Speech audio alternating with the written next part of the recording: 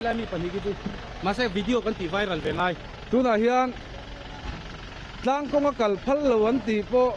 special permit in loot special permit in kaltir kong chengai saklo tu te special permit in kaltir tlang kong eng wanga kaltir nge an ne tlang kong po tlang kong po kan block to don block don bu fai puri kalbik don lo eng wanga bu fai pur ngai sak nge de tlang kong po kan block to don block don eng araw man lo don lo lo kero sa sarkar kan eng araw man lo don lo eng araw man lo don lo kong chengai saklo tu sarkariat eng araw ma pe suak big lo bang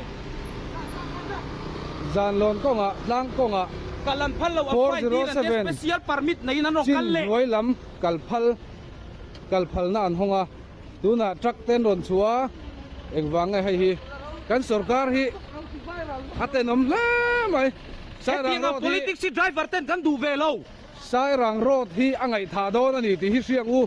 zoram mi puita hian driver kan chak lang lu na kong pui pui mo hi angai tha don ani tlang konga tuna arugin ron chua kan an nang ching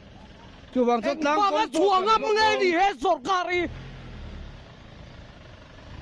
kan block don mi pui sarkar ani lo mi pui sarkar chu khong e